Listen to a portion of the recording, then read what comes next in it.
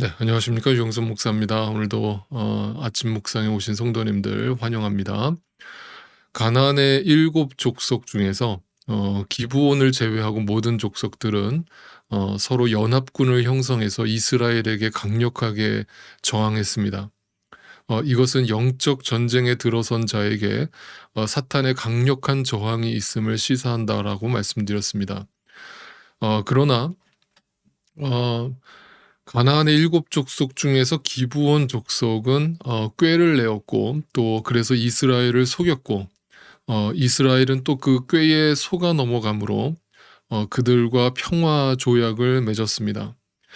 그렇게 이스라엘이 그들에게 완전히 속아 넘어가게 된 이유는 하나님께 먼저 묻지 않았기 때문이라고 성경은 밝혀주고 있습니다. 이처럼 우리의 모든 선택에서 하나님께 먼저 묻는 것이 우선되지 않았을 때 어떤 결과가 주어지는지를 명확하게 보여주는 장면이었다라고 어제 우리가 함께 묵상을 했습니다.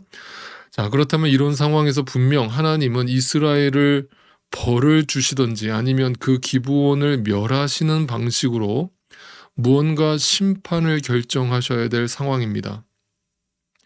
그런데 오늘 본문은 또 다른 반전을 우리에게 들려주므로 성경이 말하는 또 하나의 중요한 주제를 우리에게 가르쳐 줍니다. 오늘 묵상 함께 시작해 보겠습니다.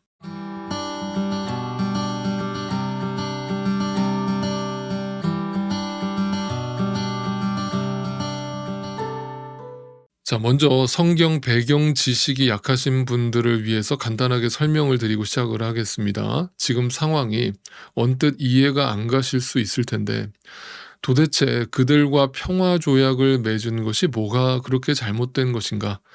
싸우지 않고 평화를 맺은 것은 오히려 잘한 것이 아닌가라고 생각하실 수 있을 겁니다. 이것에 대해서 간단하게 설명을 드린다면, 지금 가나안 정복 전쟁은 단순히 나라와 나라 간의 정복 전쟁, 땅 따먹기 전쟁이 아니라고 그랬습니다. 그러니까 강자가 약자를 괴롭히고 학살하는 장면을 보여주는 것은 더더욱 아니라는 뜻입니다. 가나안 땅은 구약에서 하나님이 약속하신 약속의 땅이며, 그것은 곧 성경 전체에서 하나님 나라를 상징하는 것이라고 분명히 말씀드렸습니다. 그러므로 그 땅은 온전히 이스라엘에게만 속한 땅이며 이스라엘에게만 주어지는 땅이 되어야 한다는 뜻이 됩니다. 그래서 하나님은 약속의 땅 가나안에 들어갔을 때 절대로 그 안에 살고 있는 가나안 족속들과 조약을 체결하지 말라라고 명령까지 하셨던 것입니다. 그런데도 그들은 하나님께 묻지도 않고 일방적으로 조약을 체결했던 것입니다. 그것도 하나님의 이름을 걸고 조약을 맺었던 것이니까 철회할 수도 없는 것이죠. 그들이 아무리 속았다고 할지라도 그 조약은 분명히 하나님 앞에서 맺어진 언약인 것이죠. 그러니까 속았다는 사실을 알고 나서 그 기브온 사람들을 물리치고 싶었지만 이미 평화 조약을 체결했기 때문에 그들도 어떻게 다른 방법을 찾을 수 없었다는 뜻이 되고, 그 말을 쉽게 말하면 도장을 찍었으니까 이미 끝난 것이다 라는 뜻입니다.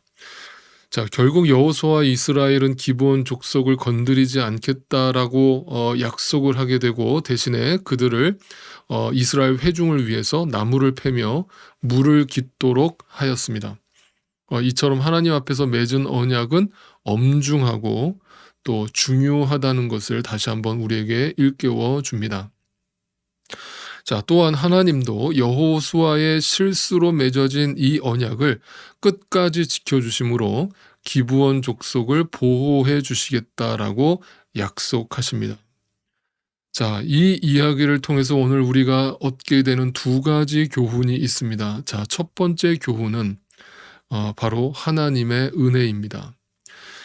기브온 족속이 아무리 그 의도가 불순하고 꾀를 내었다, 거짓으로 꾸몄다고 할지라도 이 모든 과정을 다 알고 계셨던 하나님은 그들에게 은혜를 베푸셨고 하나님의 백성들 안에 거하게 하셨습니다. 이 모든 과정이 하나님의 전적인 은혜였음을 또 한 번 성경은 우리에게 가르쳐 줍니다. 마땅히 칼에 죽임을 당함으로써 하나님께 바쳐져야 했던 죄인들이 자신들의 눈앞에 다가온 심판을 보고 마지막 순간에 하나님께 굴복함으로써 그 목숨을 부지할 수 있었고, 비록 그 사회적 신분은 높지 않았다고 할지라도 하나님을 섬기는 자가 되었다는 이 이야기는 하나님의 은혜라는 것이 단지 유대인들에게만 주어지는 것이 아니라 이방인들에게도 향하고 있음을 보여주는 아주 중요한 사건이라고 하겠습니다. 자, 오늘 본문 27절을 한번 읽어보겠습니다. 9장 27절입니다. 바로 그날로 여호수아는 그들을 회중을 섬기고 주님의 제단을 돌보는 종으로 삼아 나무를 패고 물을 깃는 일을 맡게 하였다. 그들은 오늘까지 주님께서 택하신 곳에서 그 일을 하고 있다. 심지어 그들을 그냥 구원한 정도로 끝난 것이 아니라 제단을 돌보는 종으로 삼았다라고 이야기합니다. 거기다가 여러분 밑줄을 쳐놓으시기 바랍니다. 그들은 목숨만 부지한 것이 아니라 하나님의 집 성막에서 회중을 위해서, 하나님을 위해서 제단을 섬기는 자가 되었습니다. 이스라엘의 중심이라고 할 수 있는 그 성막을 섬기는 자가 되었다는 것은 레위인의 버금가는 자리에 올랐다는 뜻과 동일한 것입니다. 다시 말하면 단지 목숨만 살려준 것이 아니라 그들로 하여금 하나님을 섬기게 하였다는 것입니다. 자, 이처럼 기브온 사람들은 멸절을 당함으로써 하나님께 바쳐질 자들이었지만 전적인 은혜로 성전을 섬기는 자가 되어 하나님께 바쳐지게 되었다라고 성경은 우리에게 이야기를 들려줍니다. 자, 이것의 의미를 생각해 본다면 나 같은 죄인을 구원해 주신 것도 감사하고 너무나 감격스러운 것인데 나에게 사명까지 맡겨주시고 하나님의 교회를 섬기게 해주셨다는 의미가 담겨 있습니다. 여러분, 그래서 봉사도 은혜라는 사실을 기억해야 합니다.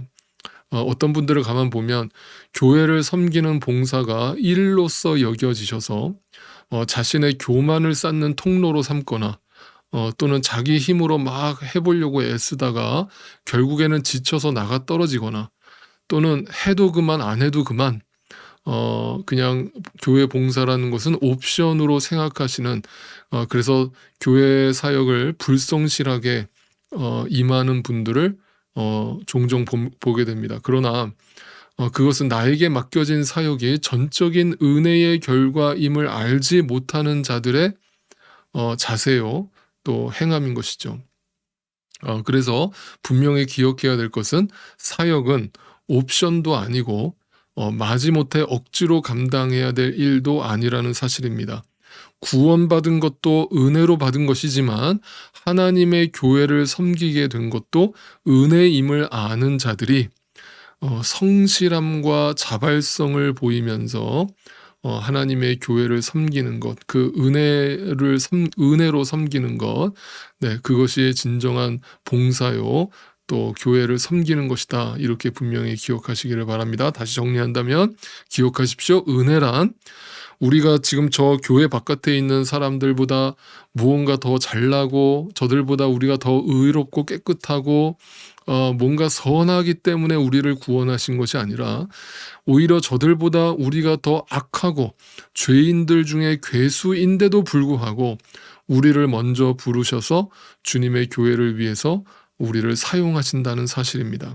여러분, 성경에 보면 그 노아의 이야기가 등장할 때 그 노아를 성경은 당대의 의인이었다라고 설명하죠. 그런데 한번 생각하면서 성경을 읽어보시면 여러분, 어떻게 노아만 의인일 수 있습니까? 여러분, 분명히 성경은 이렇게 얘기하지 않습니까? 아담 이후의 모든 인간은 다 죄인이 아닙니까? 그런데 어떻게 성경은 노아를 당대의 유일한 의인이었다라고 소개를 하는 것입니까? 노아가 그래도 그 당시 시대 속에서 다른 이들보다는 좀 더 깨끗했기 때문입니까?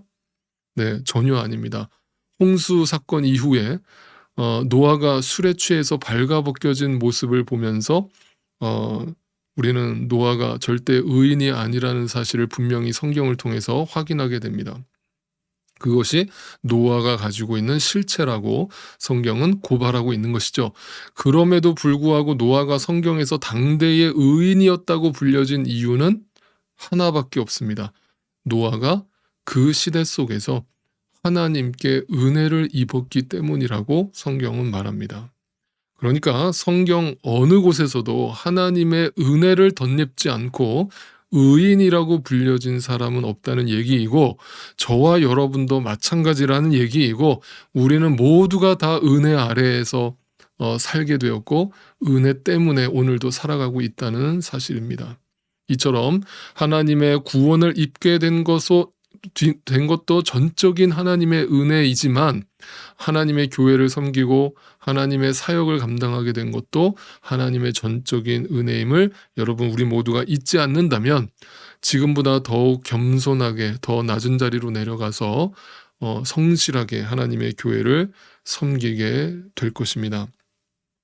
자, 이처럼 기브온 사람들은 노아처럼 또 바울처럼 죄인들 중에 괴수에 불과했지만, 오직 전적인 하나님의 은혜로 하나님의 성전을 섬기는 자가 될 수 있었던 것입니다.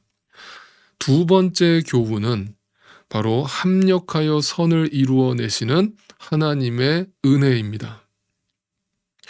여호수아와 이스라엘은 비록 잘못된 길을 선택했지만 결국 하나님은 그것을 통해서 기브온 사람들을 구원하심으로 선으로 바꾸어 놓으셨습니다.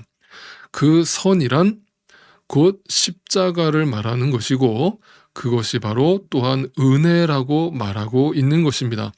어떤 선택을 하든, 우리가 이 세상을 살면서 어떤 선택을 하든 하나님이 이미 택하신 자녀들은 결국 십자가로 이끄셔서 그 십자가를 능히 지게 하시고 감당하게 하시고 통과하게 하셔서 그것이 선이 되게 하신다는 뜻입니다. 그러니까 오늘 여호수아서를 여러분 읽으시면서, 나는 저런 실수를 하지 말아야지, 항상 옳은 것을 선택해야지라고 맘먹지 마시라는 겁니다. 그것은 우리에게 절대로 허락되지 않은 것이고 불가능하다는 사실입니다. 오히려 오늘 이 여호수아 본문을 읽어가면서 우리는 이 세상에서 계속해서 잘못된 선택을 통해서 죽을 때까지 나 자신에게 끊임없이 실망해야 되고 절망해야 되는 것이구나를 오히려 우리는 깨달아야 하는 것입니다.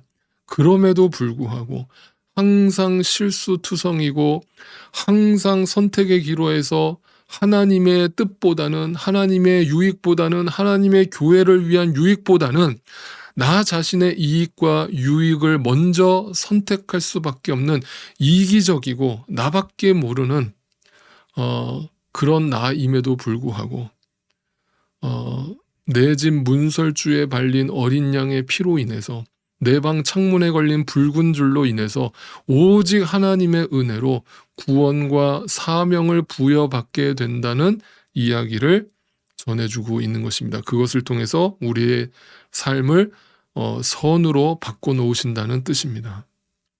그래서 또다시 오늘 아침 우리는 확인합니다. 기독교는 절대적으로 내 힘을 빼는 것입니다. 날마다 내 약함과 내 이기심과 내 추함을 확인하고 오직 예수 그리스도의 십자가 뒤로 숨는 것입니다. 그 은혜 뒤로 바짝 숨는 것입니다. 그렇게 숨었을 때, 어떻게 나에게 이런 복이 주어졌냐? 어떻게 나에게 이런 평안함이 허락되었을까? 하나님이 나에게 어떻게 이 은혜를 베풀어 주셨을까?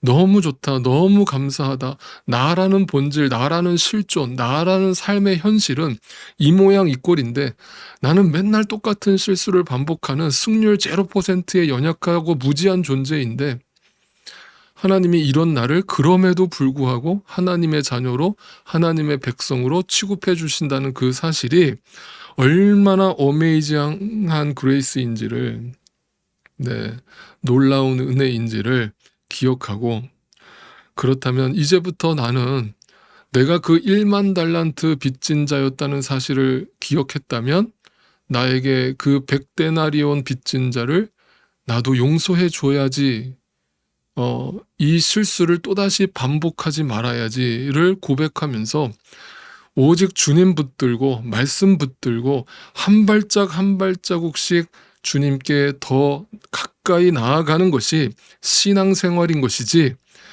어떻게 해서든지 내가 한번 해볼 거야, 내가 할 수 있어가 신앙생활이 아니라는 것을 여러분 오늘도 분명히 기억하실 수 있게 되기를 바랍니다. 여러분, 오늘 기브온 사람들과 같이 속이던 자를 하나님의 성전에서 일하는 자로 바꿔주시는 그 하나님의 은혜를 우리가 오늘도 바라보고 집중할 수 있게 되기를 바랍니다. 그리고 오늘도 그 예수 그리스도의 십자가 뒤에 온전히 나를 숨기실 수 있게 되기를 바랍니다.